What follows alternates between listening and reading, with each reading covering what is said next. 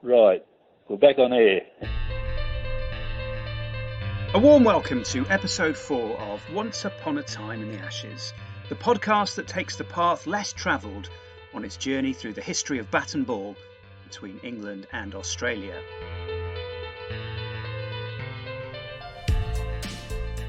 We're celebrating the one Ashes Test wonders, the 45 cricketers still alive who were lucky enough to get a chance of Ashes glory and unlucky enough not to get a second bite of the cherry.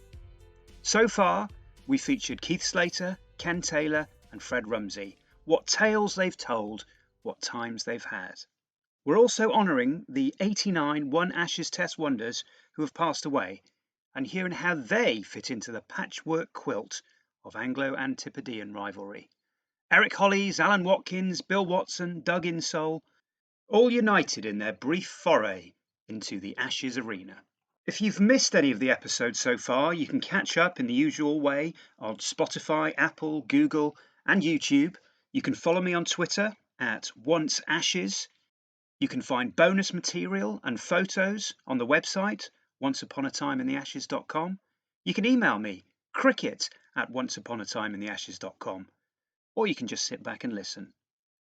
Fred Rumsey was in the hot seat last time out, and this is what one of today's guests had to say about him. I think as a quick left-arm bowler, he had every opportunity of playing a lot more cricket for England. Eric Russell there. And as well as being next on our One Ashes Test list, he also set up the Cricketers Association with Fred in 1967. Fred and I, one quick bowler to a batsman. Fred was quick, and we were pally in a certain way. We were over at the Knights of St John, the pub in St John's Wood, where all the visiting sides used to go, and it was our pub. After the match we would go there. And I think it was in that pub that Fred and I started talking about this, and that's how it started. Eric Russell played his One Ashes Test on the 1965-66 Ashes tour.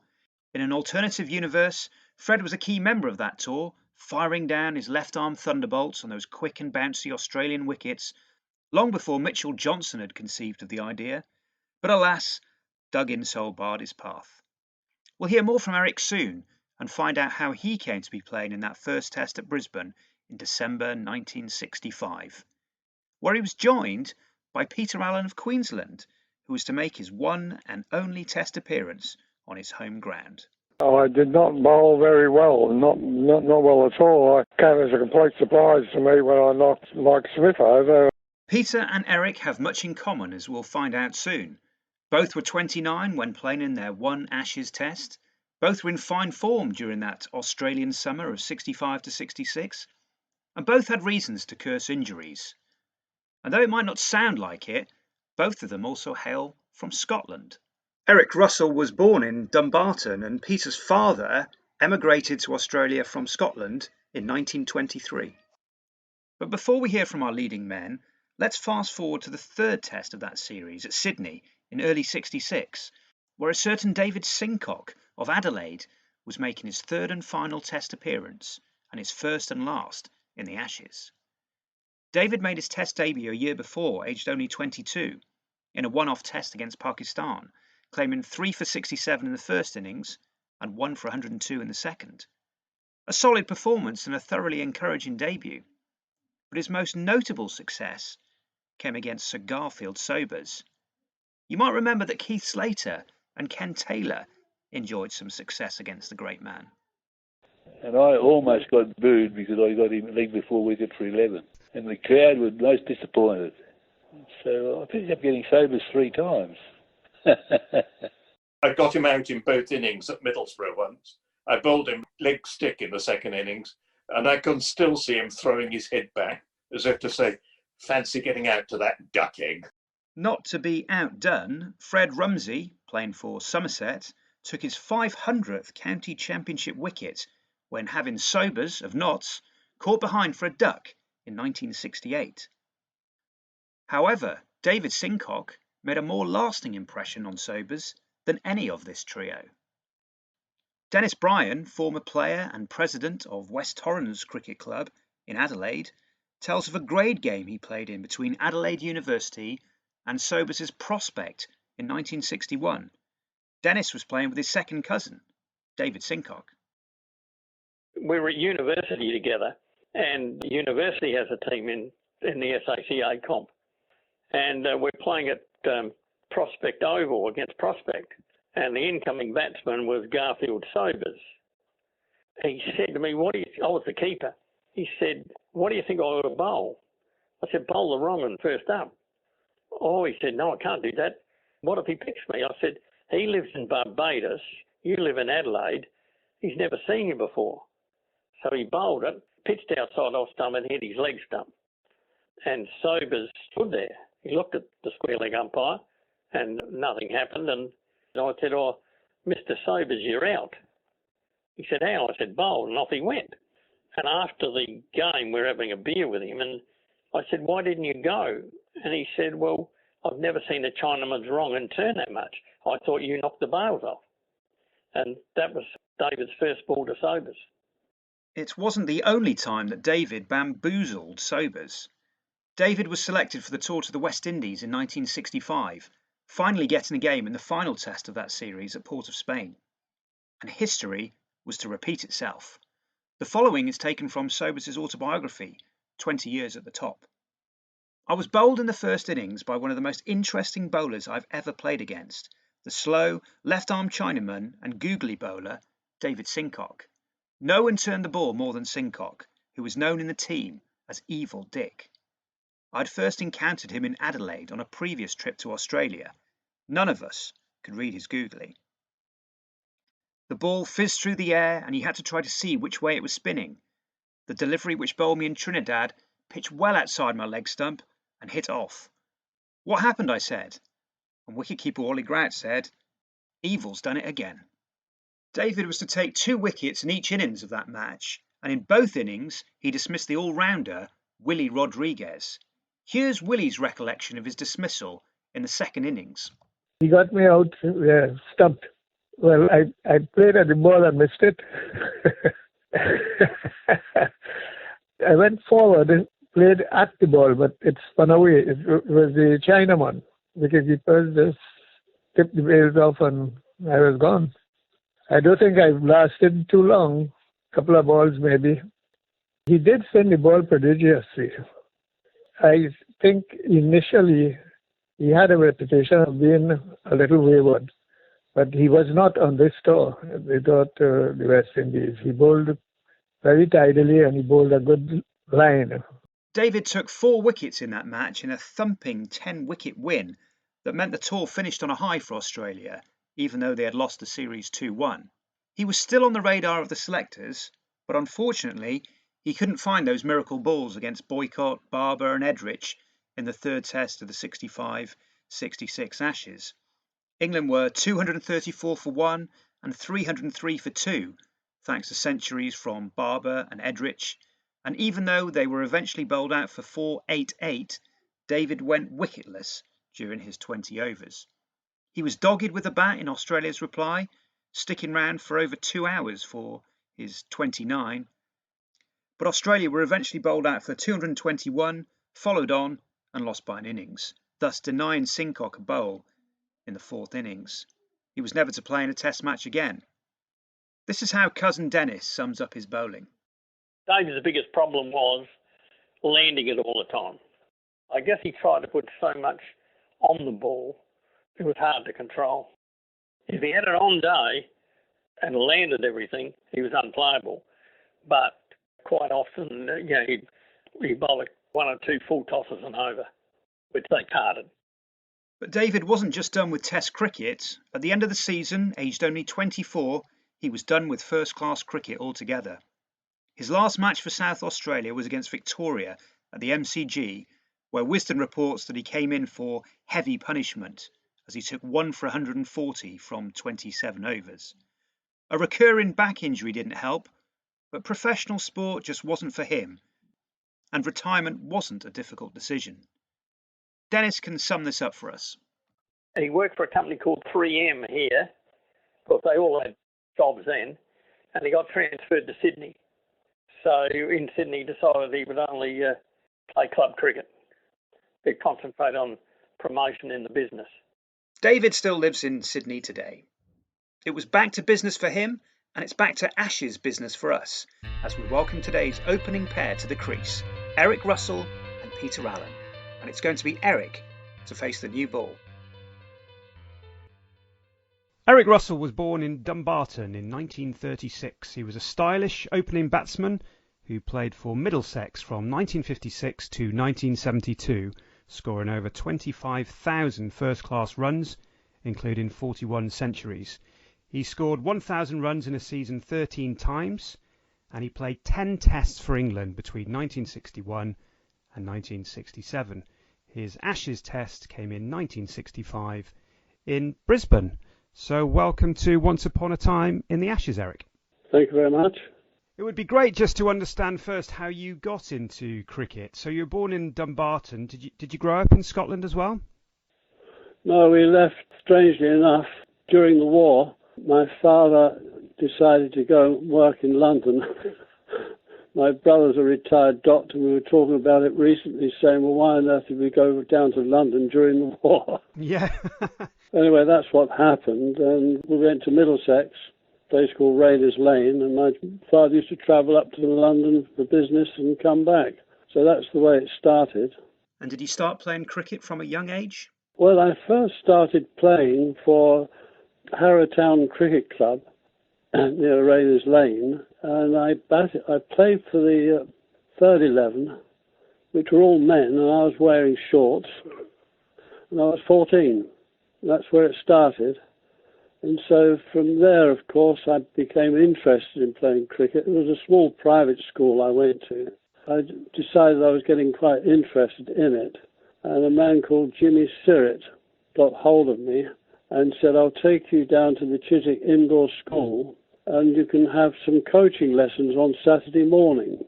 And he said he would pay for them. And that's where it started. And when I was 15, Ernie Cannings was the coach, who played a bit for Middlesex, and they recommended that I went on the ground staff at Lord's. So I asked them a bit more about it. Anyway, the upshot is that I left school and went on the staff. There were 30-odd boys on the staff, and it was like cheap labour, I think. That's the way I'd use it, but not very kind to say it, but that's where it started. I think I was earning £2.50 a week, and we had coaching one afternoon, and there was they called it the Lord's Colts, and we had a match on a Sunday, and so there were 30-odd boys on that staff, and there's only 11 of you can play cricket on a Sunday afternoon. And of course, living where I was, I also played still for the third 11 Harrowtown, and developed from there. And at what point did you dream about taking this further, maybe playing for Middlesex or even England? Well, I wasn't dreaming about anything really. I think what happened was I was on the ground staff. I became head boy there, so it was an advantage to be head boy because it gave you some privileges that the others didn't get. But I was scoring runs at that time for the Lord's Colts, and I think Middlesex took an interest. And apparently, for some reason or other, Worcestershire took an interest. But of course, I was invited by Middlesex, so I joined their staff, and that's where it started. What was it like having Lord's as your home ground? I would say I was very, very lucky. It was a terrific place to play your cricket as a youngster. It was very impressionable. I was very fortunate. There was a marvellous man called Brigadier Lysalt Griffin. When I was on the ground staff, he used to give me sixpence a run. Well, we only had about £5 a week. You won't go very far with that. And then Middlesex offered me a one-year contract, so I accepted that. And what do you remember about those early years playing for Middlesex? It started off with the first bowler, I think, against Kent at Maidstone, Doug Wright, but he was a fairly quick leg spin bowler. And I went in at, I think, number 6.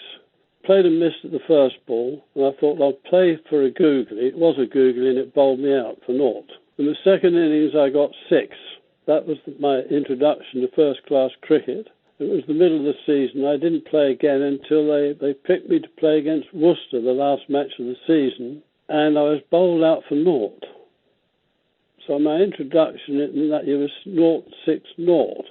And I thought, well, they're not going to give me another contract. Well, they did. So it was an entirely different game, of course, in those days because we played on uncovered pitches. The county games, if it rained during the match, during the day, the covers only covered on the bowling ends. So the pitch itself was actually wet. So the variation on the number of pitches we played on was very interesting. Do you think that made for better batsmen with better techniques? I think it made me much more of an all-round type of player. You had to learn to play on slow pitches, good pitches, quick pitches, all sorts. And of course the pitches varied up and down the country, which of course now they wouldn't understand what I'm talking about. Because the variations all around, in Yorkshire, Lancashire, wherever it was, they all differed in pace. But of course we were used to it. The fact that it was happening was what you accepted. Did you have a particular philosophy towards batting? Did you have it in your mind to be an entertaining cricketer? No, that didn't come into it at all. You just took each match as it came along.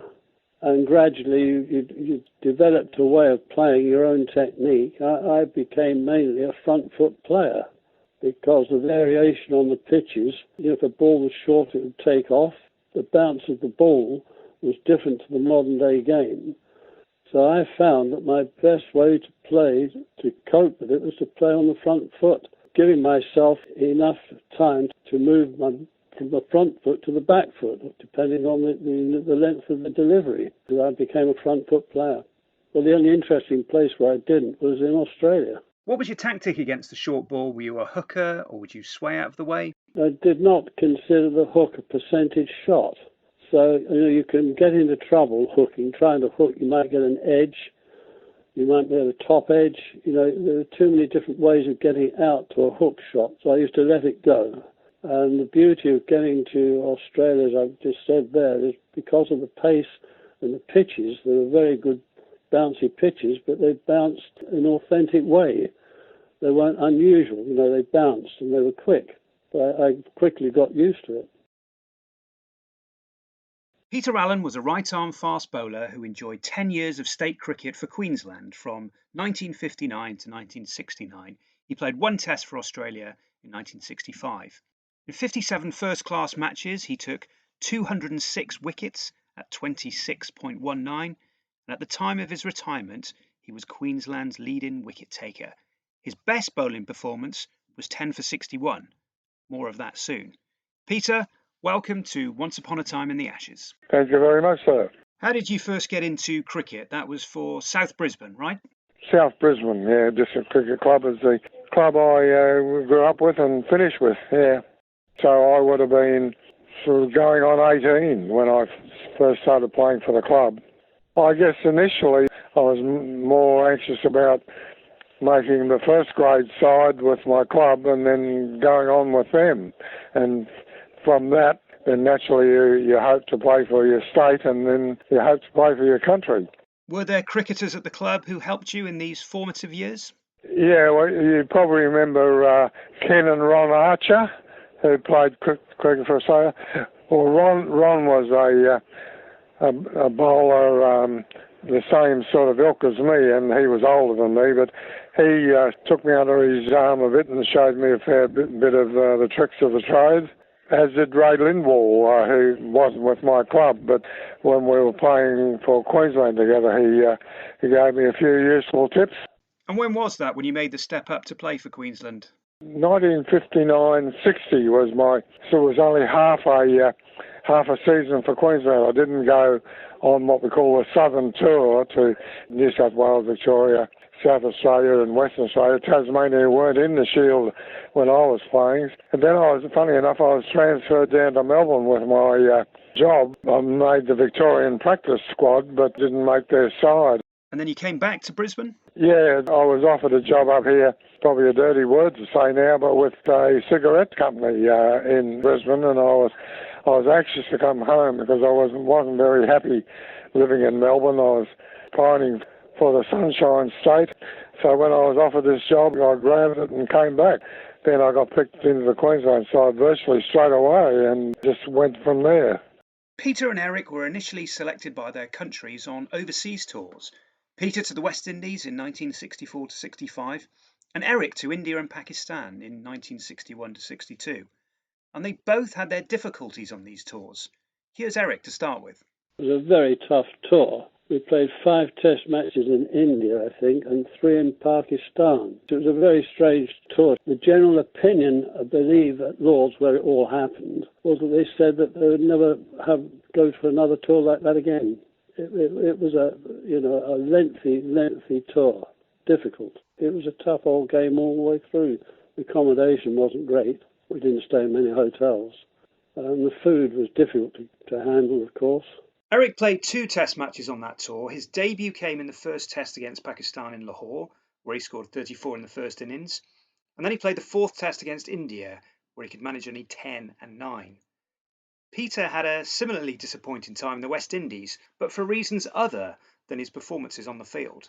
I'd been bowling pretty well for Queensland, and Richie Beno kept writing me up, so that helped. He was a journo at the time, and he came over and toured with us over in the West Indies, actually. I had no luck in the West Indies. I got tonsillitis when we arrived over there, and I was in hospital twice in the West Indies with tonsillitis, where I was advised not to have the operation over there, to wait till I come home to have it here. So that's what I did. I was supposed to have played in the first test, but didn't play any test matches, only played some of the island games. I remember we played against Barbados, and their opening bowlers were Wes Hall and Charlie Griffith.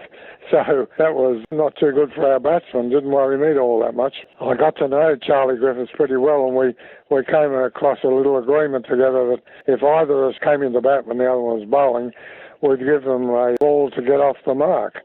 We batted first, and I came into bat, and Charlie was bowling. He didn't slow down, but he threw it right up in the slot, and I played a stupid shot. It was the best cover drive I've ever played, I think, which went for 4. After I hit, I went running off down the pitch and got the other end, and Charlie's standing there, and he said, "Hey man, 1, not 4.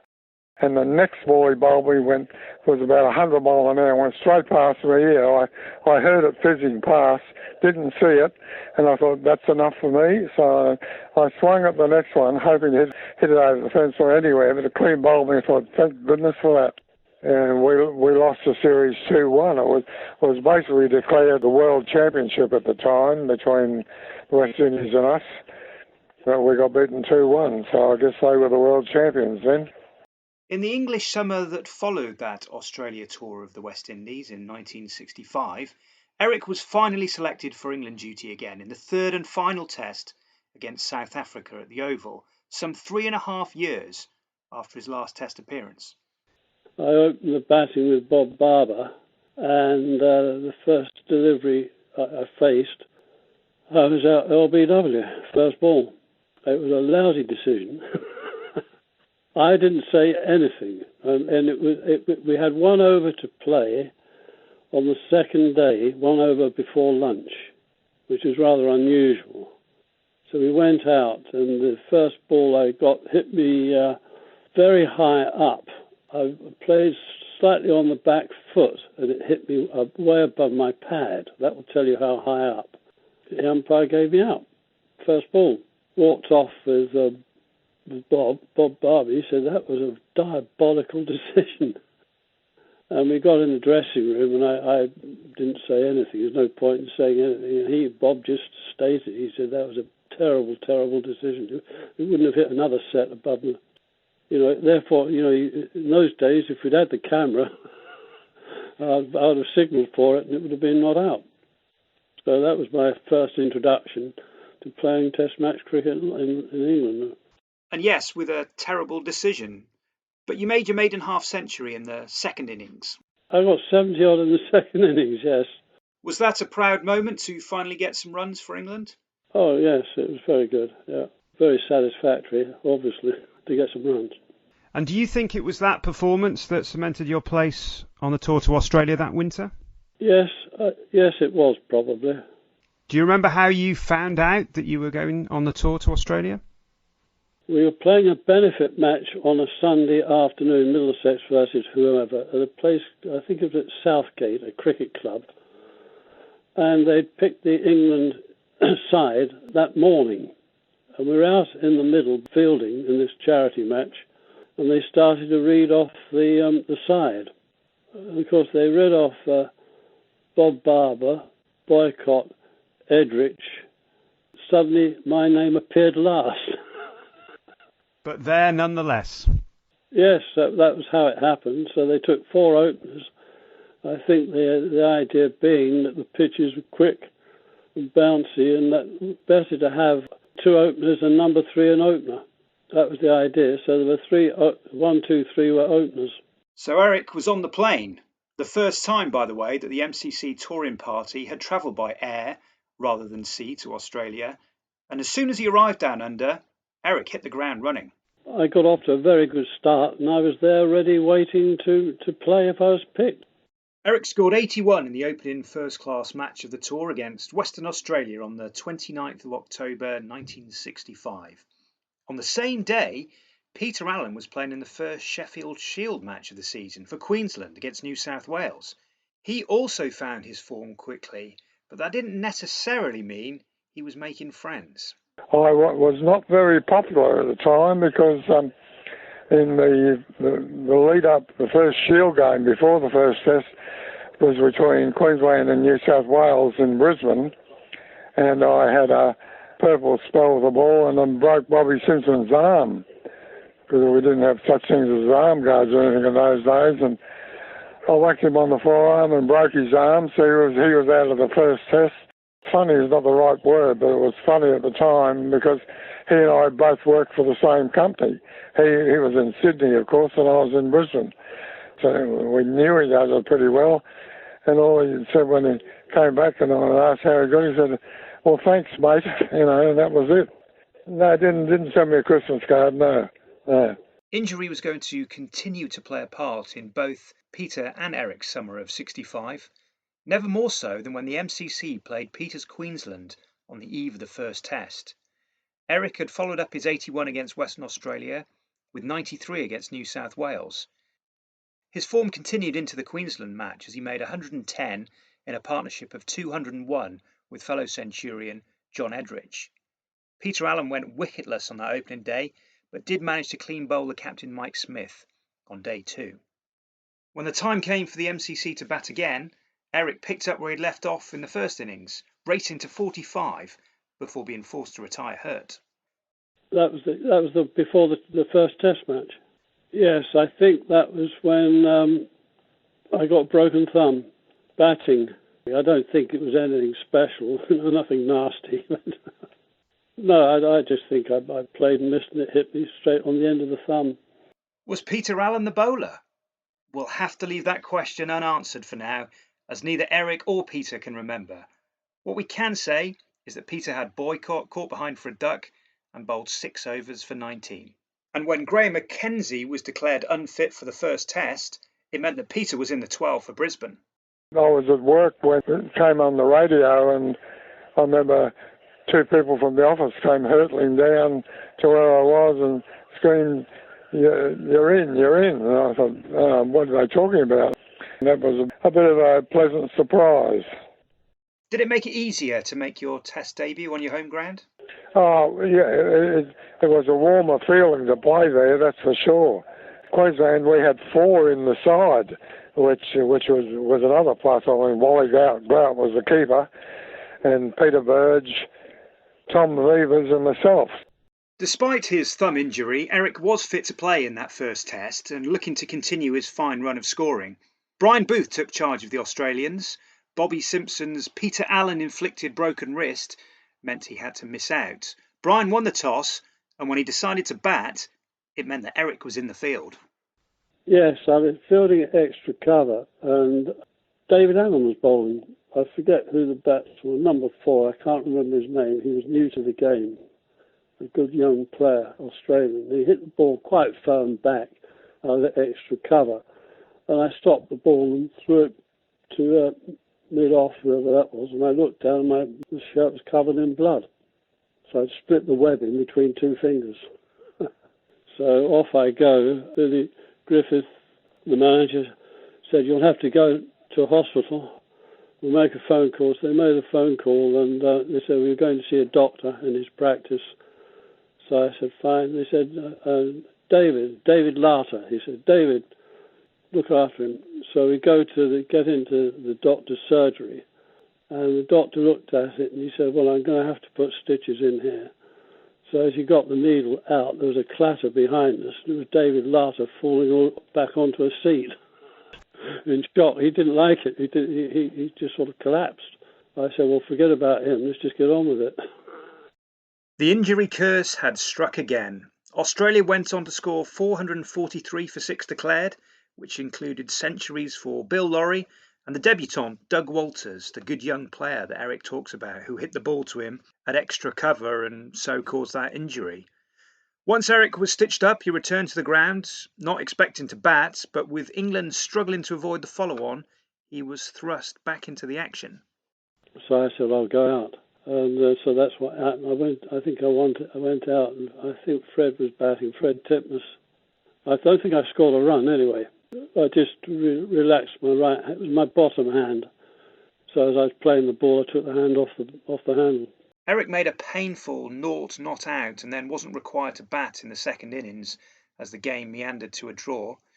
Eric's injury meant Geoffrey Boycott was pushed up the batting order, and he took his chance, scoring 45 and 63 not out. Did Eric ever wonder about what could have been? Yeah, I would probably say I was a bit unlucky, yes. In a rain-affected match, it was day 4 before Peter got his hands on the ball. Wisden reports that England were unsettled by the leg spin of Philpott and the pace of Hawke and Allan as they were bundled out for 280. But Peter saw things differently to Wisden. I did not bowl very well, not well at all. I put it down to the ball that they provided us with. It didn't have a seam, nothing to grip there. You could have held it anywhere and it was the same. That didn't cheer me up very much. Nevertheless, Peter took 2 for 58 from 21 overs on that 4th day. Yeah, I got 2, but it came as a complete surprise to me when I knocked Mike Smith over, and then I got one of the tail enders, I forget who now. Higgs, was it? The next match of the series was in Melbourne over New Year. Eric was unavailable due to his injury. Peter had to make do with 12-man duties, but he wasn't just bringing out the drinks.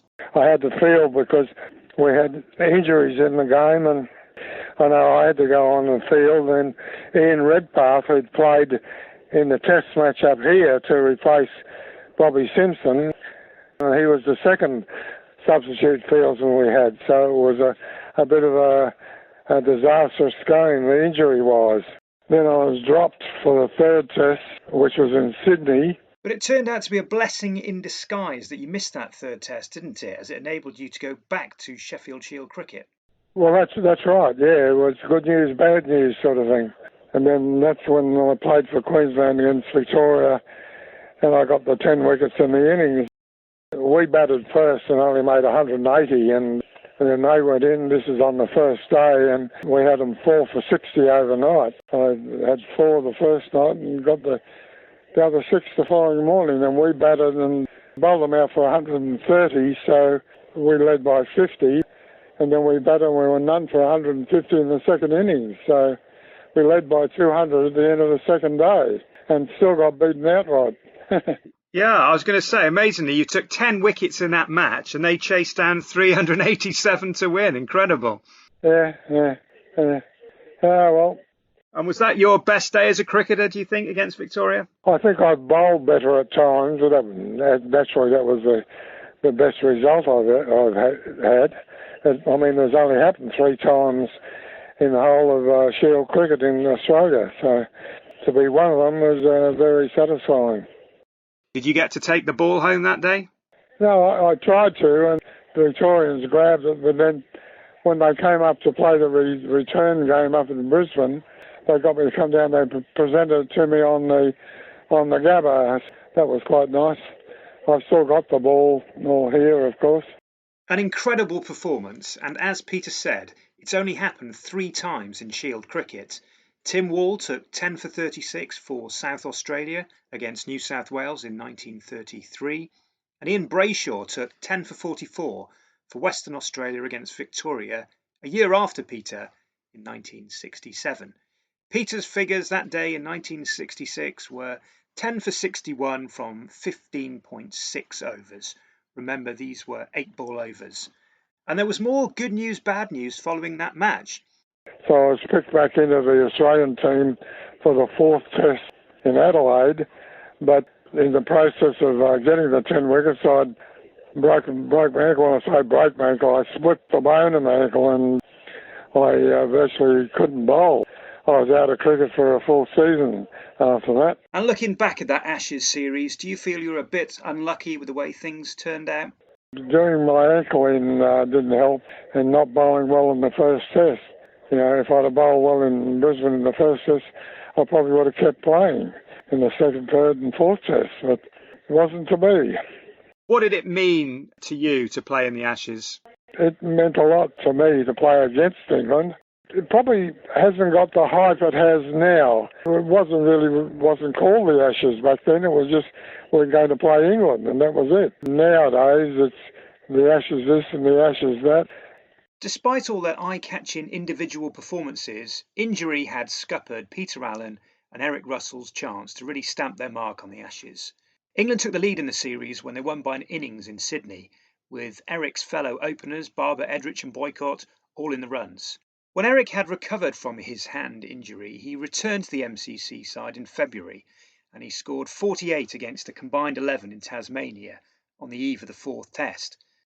But this wasn't enough to force the selectors' hands. If the players are playing well, they're going to carry on playing, aren't they? There's no question about it.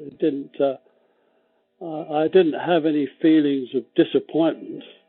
There was no point to it. You know, that's what's going on.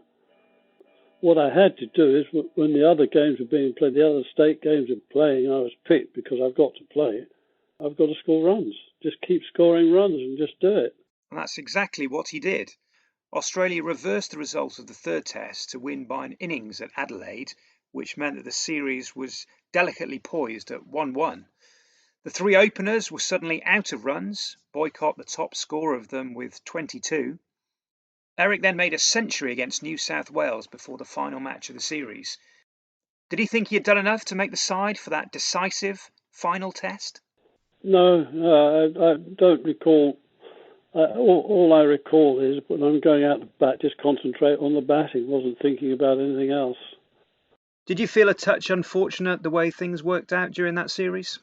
Yes, to myself, I feel a bit unlucky. You can't show anything when you're a party of players and you've all got to keep yourselves together, you know.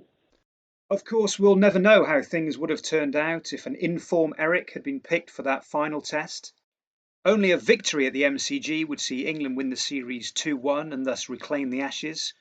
But a draw was all they could manage. The series was drawn 1-1 and the Ashes were retained by Australia. Following the Australian leg of the tour, Eric played all 3 test matches in New Zealand, scoring 56 in the final test. He then returned to England and was picked to play against the West Indies at Old Trafford. I played in the first test match at Manchester. I think I got a 20-odd and a 30-odd, something like that. I was a bit unlucky on 2 decisions, I can remember, if I dare talk about that to you for a minute. First innings, I played this ball, I got a top edge, and unfortunately my pad was slightly in the way, and so it hit the edge of my bat and hit the pad, which pushed the ball up in the air, and Garfield Sobers dived and caught it at short square leg. It's funny how you can remember things like that. Well, Wes Hall and Charlie Griffiths were the openers. Second innings, I'd got to 20-odd, 30-odd, and I was playing very nicely with these quickies. And I was playing Charlie Griffith. I was quietly hitting him through extra cover on the up for 2s, right? And suddenly I played half forward again, and the middle stump went straight out the ground. I didn't see it. Peter Parfitt said it was a no ball. He was a foot over the front line with his front foot. I said, well, no wonder. Bent arm, of course. I mean, he was renowned for it. So he was a fine bowler, but there was a bit of a doubt about some of his actions. Well, I was very disappointed that they didn't pick me for the Test match at Lord's against West Indies. I thought, having got a couple of double figures, 20s, 30s, I thought I deserved another knock, and they didn't pick me. I was very disappointed about that. That's one of the few times I could say it. And then you returned to the side for the third Test at Nottingham. What did you make of all this chopping and changing during the 60s? I can't really grasp why, to be honest. They were inconsistent with their selections, no doubt about it. Then your last appearance did come at Lord's, though, didn't it, for England, against Pakistan the following year, 1967? Yes, I got 43 in the first innings, second innings. Oh yes, 12. I got out in a very strange manner, bowling from the pavilion end, and it was sort of a half volleyish on the leg stump, just leg stump. I went to hit it through mid-on, between mid-wicket and mid-on. And I hit the ball, hit the back of the heel of my boot and went back on the stumps. I did say a few words to myself as I came off. It was a very unusual way of getting out. And of course it shows in the scorecard as bowled. Do you feel aggrieved at all looking back? No, I don't. I feel I was fortunate with my career there. I did feel a bit unlucky, I think. But, that's the game. I don't think my career was quite complete, to be honest. I could have played a few more Test matches. I had a fairly good benefit year. I can't remember how much, but it wasn't a bad benefit year. But we didn't really, as a professional sportsman, I don't think in those days we really did earn what we deserved. I'm not saying everyone, but there were quite a few that deserved more, I think. So I call myself in that group. But otherwise, it wasn't there, Graham. So, you can't moan about it. It just wasn't there. But you did play in that one Ashes Test, even though it was blighted by injury, and you were on a very successful Ashes tour with lots of great contributions. What did playing in the Ashes mean to you? Well, it's very special, isn't it? It was a good moment. A good moment indeed. And after all, it's not just about the cricket. What was life like on tour in Australia? Well, it was very good. I thoroughly enjoyed it. Would you go surfing or sightseeing or swimming? I couldn't swim. I thought I'd learn to swim out there. I think Ted Dexter said, I'll teach you how to swim. It didn't happen. Peter had hopes of being selected for the 1964 Ashes tour, but the call never came. But that didn't stop him making his own trip to the UK in 1965. On the way back from the West Indies, came back through England, and Graham Mackenzie was with me, and we talked our way into Lord's, and I think England were playing New Zealand at the time, and we weighed, I think Ted Dexter might have been the captain. I had a game up in Scotland because my dad played cricket in Scotland, and I went and visited his old club, said hello, and they invited me to play in a social game at the weekend, which I did. I nearly froze to death, so it was cold. And they said, where would you like to feel? I said, anywhere bar slips. Dispatched to the covers, I think. What was the name of the side? Dad played for, it was just out of Edinburgh. Carlton Cricket in Edinburgh? Carlton, that's it. Carlton Cricket. Oh, there you go. My dad played for them, yeah. Excellent. So you went to Carlton Cricket Club and said, my dad used to play here, and they said, would you like a game on the weekend? Yeah. And they sort of said, well, yeah, your dad played here, who are you? And I said, well, just a member of the Australian cricket team. Well, they did cartwheels. After cricket, you went to Hamilton Island and you did marriages there. Yeah, I was a civil celebrant. I used to marry couples up there. So I married just on 3,000 couples. A lot of couples from England were out there too, came out as well and got married. That was certainly the happiest job I had. No one sad at a wedding. And that's where we'll leave things for episode 4, cruising round the beautiful Whitsunday Islands, ending up on Hamilton Island, watching Peter Allan perform his marriage ceremonies. A big thank you as ever to all of our guests, Denis Brien, Willie Rodriguez, and of course, our two Scottish One Ashes Test wonders, Eric Russell and Peter Allan. Who wouldn't have wanted to be a fly on the wall when Peter turned up unannounced at Carlton Cricket Club, Edinburgh in 1965 and told them he played cricket for Australia? No wonder they were doing cartwheels. If Eric's father hadn't moved the family to London during the war, maybe Eric would have played his cricket in Scotland. And if he'd looked out across the River Clyde from Dumbarton, he might just have spotted Greenock Cricket Club, who play their matches at Glen Park Cricket Ground on Brisbane Street. Peter might feel at home there too. Stay tuned for our next show, which features Pat Pocock, our most capped One Ashes Test wonder. He played 25 times for England, but, luckily enough for us, only once in the Ashes. Until then, I've been Graham Barrett, and this has been Once Upon a Time in the Ashes.